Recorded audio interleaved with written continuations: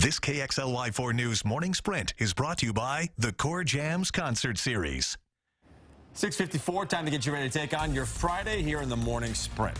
Our Caroline Flynn is live in Cheney at the rodeo. It's in town. Nikki Torres has information on an earthquake that woke up many people in Western Washington this morning, and Mark Peterson is tracking a hot weekend ahead of us. A breaking news, though, this morning. Just minutes ago, President Trump announced Labor Secretary Alex Acosta has resigned. Acosta made the announcement to reporters while standing next to President Trump outside the White House. The president said Acosta called him this morning and that it was Acosta's decision to quit. Now more with Nikki Torres now for an update on that earthquake in Western Washington. There was one earthquake that was followed by a strong aftershock. According to the National Weather Service in Seattle, there is no tsunami warning. There are no reported injuries from these quakes also. Here are the numbers. This is all according to USGS. The first one hit with a 4.6 magnitude. It was centered about 2 miles northwest of Monroe and was about 13 miles deep. The second quake happened just a couple minutes after at a 3.5 magnitude. USGS shake map shows the quake happened southeast of Snohomish, which is roughly 35 minutes from Seattle. According to Lake Stevens Police, after the earthquake, officers went around checking the city's infrastructure. They said they didn't find any damage. Well, the grocery outlet building on East Sprague has sat empty for months now, but it's now one step closer to being a new shelter for Spokane's homeless. The Spokane City Council approved the purchase agreement last week. City said it plans to buy the building with its own money and with money from Spokane County. But now the city of Spokane Valley is looking to join in as well. Some important information on your child and vaccines. Following a large outbreak of measles in our state, the legislature passed new immunization laws which remove personal and philosophical exemptions from the measles, mumps, rubella vaccine. Barring a medical or religious reason, on July 28th, your child will now need the MMR vaccine to go to a licensed daycare or school.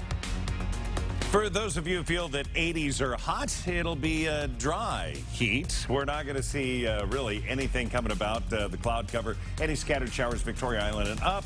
We're going to be dry into eastern Washington and North Idaho, looking pretty good. Highs stay into the mid-80s. Look for temperatures around 90 as you travel into the central part of the state. Well, President Trump is backing down from his fight to get a citizenship question on the 2020 census, but he's sticking firm to his plans to find out how many non-citizens are in America. Instead of using the census to get a count, the president says he plans to issue an executive order that directs agencies to hand over citizenship information to the Commerce Department. Speaker of the House Nancy Pelosi says she's relieved Trump won't be sticking to the census plan. And the Trump administration plans to move ahead with sweeping raids by immigration and customs enforcement teams this weekend. The New York Times reports those raids would target about 2,000 undocumented people on deportation lists in 10 cities.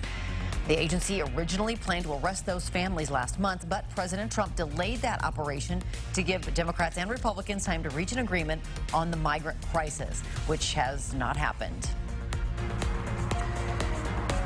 All right, so Hippie's been explaining to me how exactly, or what he does exactly when it comes to the bull riding. I know we don't have a steer to come out right now, but what do you do? All right, so the bull's coming at you. You need to drop, and he's right about ready to hit the barrel. Okay. You got to drop, get in the fetal position. Fetal position, hang check. on one of them handles. And all of a sudden, bang, he hits the, and he sends you rolling.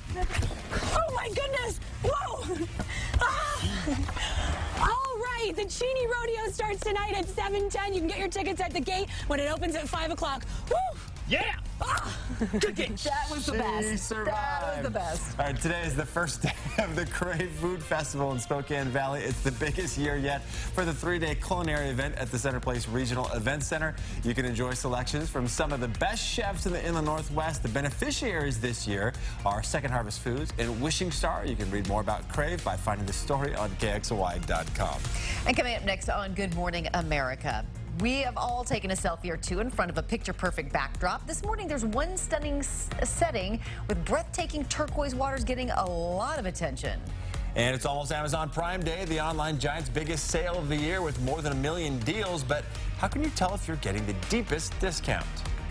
And looking ahead in 3 weeks, the festival at Sandpoint will celebrate its 37th annual summer concert series, and with groups like Walk Off the Earth, Kool and Gang, and Lake Street Dive. Tickets are on sale as of right now, and this is going to be in 3 weeks.